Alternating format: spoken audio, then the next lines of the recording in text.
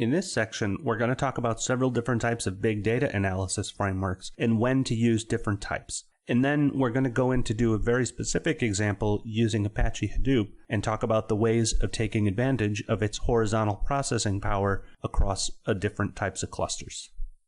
And now we're going to talk about data and the difference between basic data and big data. And what we're going to talk about is what are the differences between normal data and big data. Then we're going to talk about the role of the embarrassingly parallel problem in the context of big data analytics. And then we're going to talk about how you can benchmark systems using CPU, memory, and SPECjbb. If we look at the Wikipedia definition for big data, they indicate that it involves data sets that are extremely large and complex and that they can't be handled by traditional data processing software because it's inadequate. Now, the difficulty with using this as a definition is there's no actual definition that they provide of what they mean by traditional. So if a normal system has been processing a significant amount of data just fine, for example, say MySQL or any other type of system, you don't necessarily need big data for that.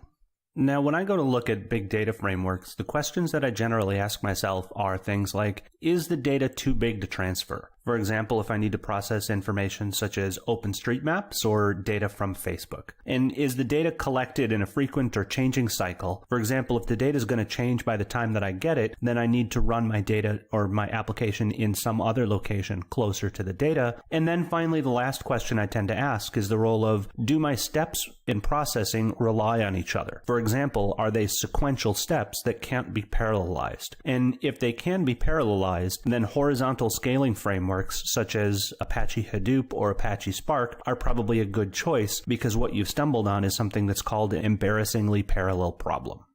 Now, the Hadoop framework actually has its roots in the embarrassingly parallel problem as it was identified by search algorithms. So it originated out of a project called Apache Nutch, which was an open source web processing engine or search engine that had to go through and analyze a large number of documents. And the gist with this is that those results don't depend on each other. In order to search and see if a document matches, the more workers you have, the more documents that you can search. So what that is that those results don't depend on each other, and simply adding another machine or another worker or more cores means that you can take advantage of those extra workers. So the definition of an embarrassingly parallel problem is one that effectively needs no work in order to parallelize it and make it more horizontally scaling.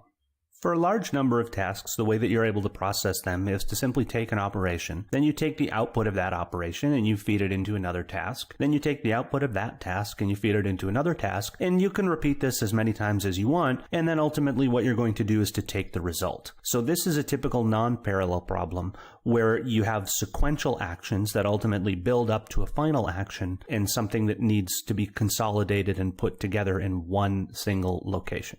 Now, another question with several types of big data analysis frameworks or horizontal scaling problems is, do you actually want to maintain the infrastructure to do it? So when it comes time to write a lot of code or to deal with some type of problem that you're going to solve, the main thing that you'll want to do is to focus on the problem or what you're writing the code to handle. And it could be very interesting to go through and use a new framework because you think it's interesting, and that's a perfectly fine thing to do, but you don't necessarily need a full-fledged horizontal scalability framework that processes big data if you don't actually have that big data. Now, if you want to go through and use some libraries just because you think they're fun to use, that is a perfectly fine thing to do, but make sure that you actually need it if you're going to say that you need it.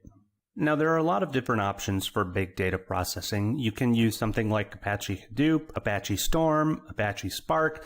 There's the Akka framework from the Scala libraries, Redis, AWS Kinesis. There's quite a number of options and different libraries that have arisen in terms of big data processing or horizontal scalability frameworks. And each of them has their own benefit. Quite a number of these run inside the JVM. Akka technically runs on Scala, but they have a heavy Java portability layer, and that operates on bytecode anyways. So there's just a lot of different processes that you can use if you have huge amounts of data. And if you're looking at some of these frameworks and you're saying, that's an outdated framework, why is he talking about that? You might want to pay attention to the Gartner hype cycle of IT trends. And Gartner maintains this hype cycle, they're an industry analyst firm, for a lot of technologies. And ultimately, all technologies go through something that they call the innovation trigger, where everybody gets really excited about this. And then ultimately, that excitement builds up to a fever pitch, where we arrive at something that they call the peak of inflated expectations, where everyone decides that this technology is going to solve all kinds of major problems. Then we realize that it doesn't, and so ultimately that falls into what we call the trough of disillusionment. And finally people say, well, there was some things that we could use that technology for. So it enters the slope of enlightenment, and finally it goes through to the plateau of productivity when people actually figure out what it's for. Now, all technology isn't guaranteed to make it all the way through this framework, and a lot of it moves at a different pace. But back in 2014, Gartner had indicated that they figured big data was falling down into the trough of disillusionment. So if you're looking at things and saying, why are they talking about Apache Hadoop? Well, because right now it's probably entering into the slope of enlightenment or the plateau of productivity in a lot of organizations that have figured out how to use it correctly. Now, Gartner is an industry analyst firm. If you're looking for a firm that's more focused on developers or code that developers write, libraries, languages, and that sort of thing, you might take a look at an industry analyst firm called RedMonk that was very helpful to the old Java organization in that they do analysis of what languages are popular, why are they popular, what are different frameworks, what are tools and techniques that developers use. And that's RedMonk's focus. And when it comes to look at how much data you can process on your machine, you might want to take a look at something called the SPECjbb data, which indicates about how fast an individual CPU is in terms of its throughput and latency. So by benchmarking a series of industry standard CPUs, what we found is that the processing power has gone up, whereas the clock speeds or number of gigahertz has generally stayed the same or gone down. And what's interesting about this spec data is if you're wondering how many records that your system can process, your laptop or a general server that you have, the answer is probably quite a bit because the processing capacity of these systems has gone up significantly. Now, this SPEC organization also has something called SPECjbb Enterprise, or SPECjbb, that are ways of benchmarking different Java applications. So the Oracle JDK, the IBM J9, and a series of others. So if there's a question of, is Java getting faster or slower, or what sort of speed improvements have been integrated in terms of recent processing, SPECjbb is a known race with known inputs and outputs that can actually benchmark how fast JVMs are. So if you want to do a Java speed comparison just in terms of the raw JVM or a particular framework itself, you might look at the results that have been generated from a SPECj Enterprise, SPECj App Server, or a number of applications that already have industry backing.